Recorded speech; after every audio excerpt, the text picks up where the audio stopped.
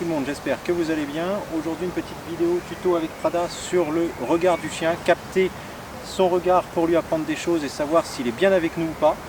Comme est en train de le faire Prada, tu me regardes, mais oui c'est exactement ça ma chérie. Tu commences bien le tuto, ça c'est vraiment très bien, bravo. On vous montre tout ça avec Prada, c'est parti.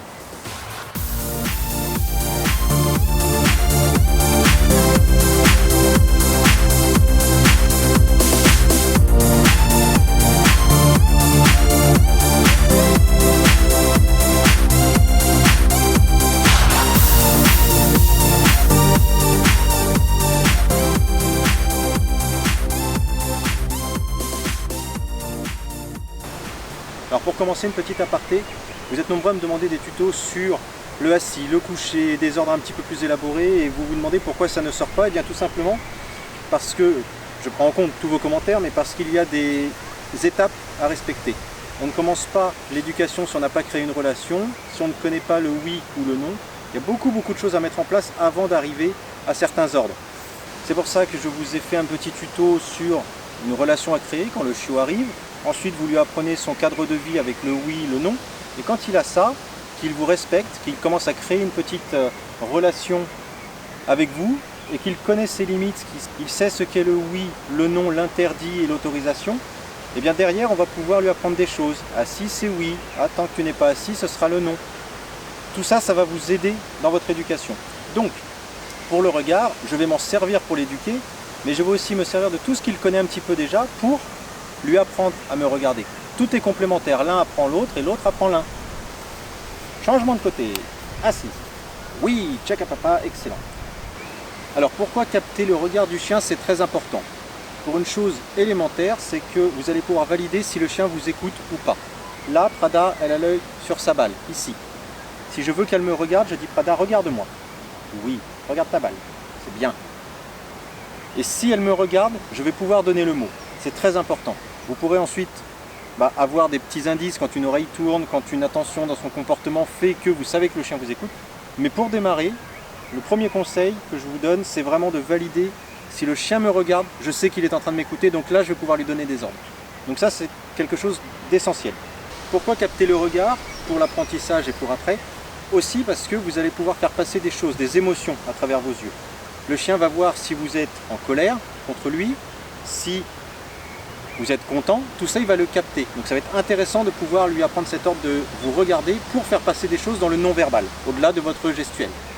Avant de commencer à vous montrer les 2-3 petites techniques pour capter l'attention du regard et lui apprendre tout simplement l'ordre, regarde-moi car ça peut être un ordre, eh bien je vous explique juste une petite chose de base, j'ai commencé à le dire tout à l'heure, si le chien regarde ailleurs, potentiellement il n'est pas sur vous au niveau de l'attention.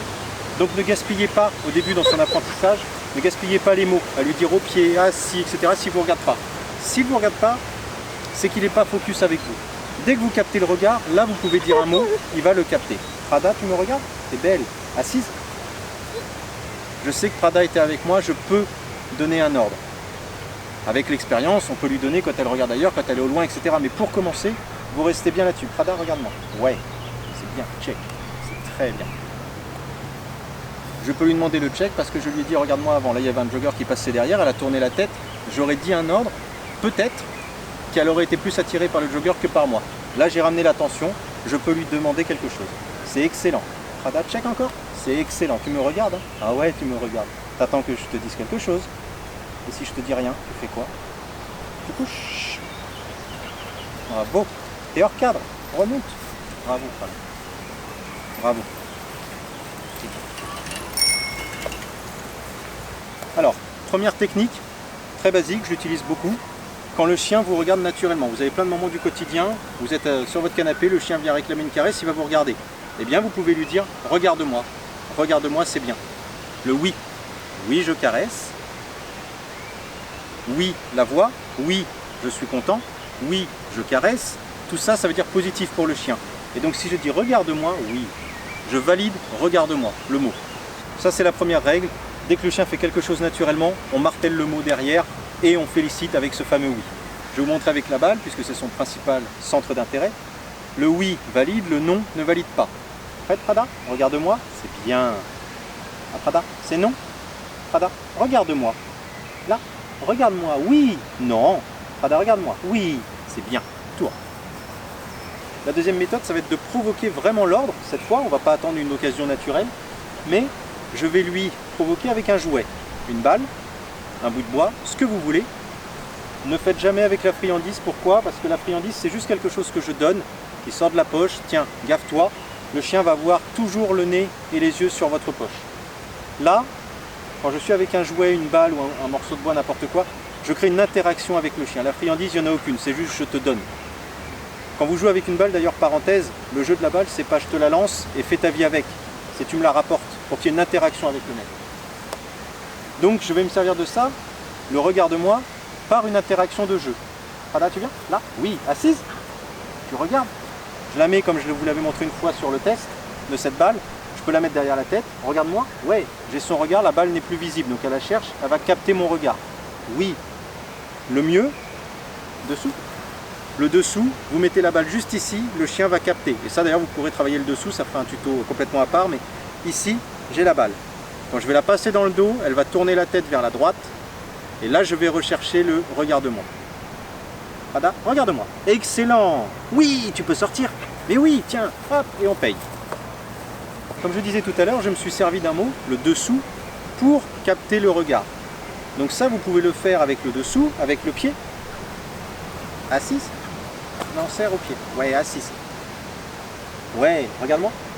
Regarde-moi. Je me sers d'un mot qu'elle connaît pour lui apprendre l'autre. Et donc je peux me servir du regarde-moi pour la mettre au pied. Si on marche au pied, pied, Prada. Regarde-moi. Regarde-moi au pied. Regarde-moi au pied. Regarde-moi au pied. Pied, regarde-moi. Dans le sens que vous voulez, selon le mot qu'elle connaît en premier. Hop. Donc ça, c'est la troisième méthode, se servir de tous les mots que vous connaissez pour en glisser un autre. Ensuite, un petit exercice pour le regarde-moi. Il va bien marcher avec le pas bouger. Prada, je vais te mettre un petit peu plus loin là-bas. Un pas bouger, il faut que le chien vous regarde pour attendre l'ordre, comme je l'expliquais encore en préambule. Donc, je vais prendre cette balle, je vais la mettre dans mon dos pour lui masquer, et je vais fixer le chien et faire passer un regard assez neutre pour lui montrer que j'attends quelque chose, j'attends un petit peu avant de lui donner un ordre. Mais elle va devoir me fixer. Regarde-moi. Forcément, si elle veut obtenir sa balle et obtenir du jeu, il va falloir qu'elle soit attentive et qu'elle attende quelque chose. Ce quelque chose, ça va être le en avant, va chercher, etc. Mais pour ça, il faut qu'elle m'observe. Donc elle va me regarder forcément et donc là, on va lui dire à distance, ok, regarde-moi, pas bouger. Comme tout à l'heure, c'est un autre mot qui va nous être utile, mais celui-ci marche vraiment très bien. Elle s'impatiente un peu en bâillant, ça c'est des petits signaux, mais je vais la faire travailler un petit peu. Pas bouger. Regarde-moi bébé, pas bouger. Super.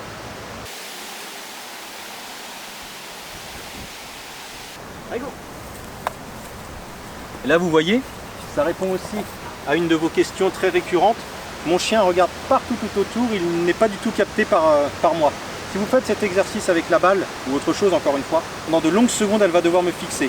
Il aurait pu se passer n'importe quoi autour, elle aurait peut-être eu un petit décrochage très rapide, mais elle serait revenue parce qu'elle se serait dit mon maître va me donner bientôt la balle, donc il faut que je le regarde, il ne faut pas que je loupe l'occasion.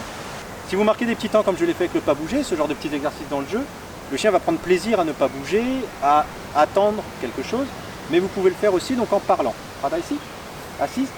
L'astuce, vu que j'ai ici une balle, elle connaît le mot balle, encore une fois, je vais broder tout autour et je vais lui raconter une longue histoire avec le mot balle dans ma phrase. Et elle va devoir me regarder et déchiffrer tout ce que je suis en train de dire. Donc cette attention, vous allez le retrouver ailleurs.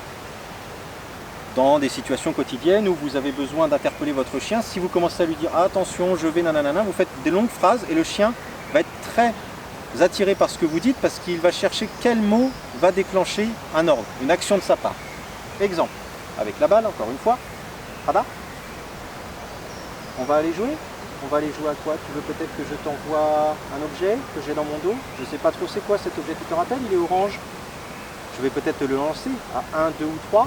Tu crois qu'il va bientôt partir? Elle attend juste le mot là depuis tout à l'heure. Alors je vais peut-être te le lancer si tu veux bien. Attention ma Prada, je te demande de venir, de ne pas bouger d'abord et d'une. Prada, regarde-moi, c'est excellent, regarde-moi. Attention, je veux que tu viennes dessous papa. C'est à l'envers, fais le demi-tour. Excellent. Elle a entendu son mot demi-tour et maintenant je vais lui sortir le fameux mot magique. Prada, t'es prêt? Tu me regardes, tu te demandes ce qu'il veut ton papa, il est foufou. Oh là là, mais Prada, Tu veux quoi? Tu veux que je te lance ta baballe? Elle est où ta baballe? Elle est là. Oui, tiens.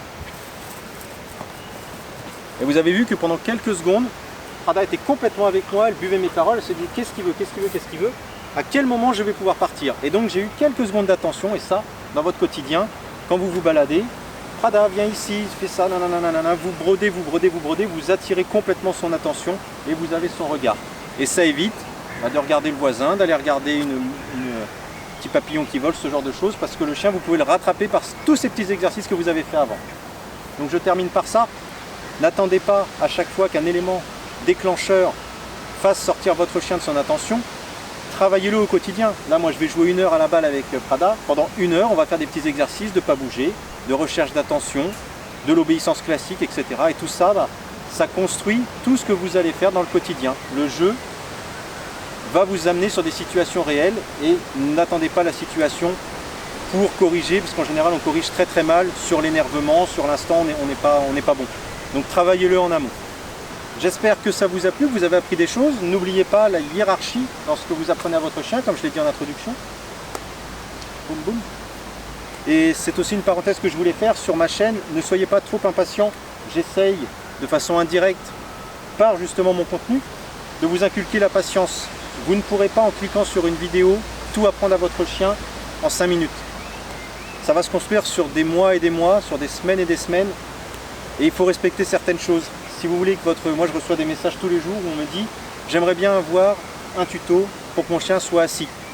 À la fin de la vidéo, votre chien ne sera pas assis, parce qu'il va falloir le travailler tous les jours, et même quand vous penserez qu'il aura acquis l'ordre, il faudra continuer de le travailler pour pas qu'il oublie. Donc tout ça, voilà, c'est du travail quotidien, il ne faut pas croire ce qu'on veut vous vendre, que tout se fait en 2 secondes.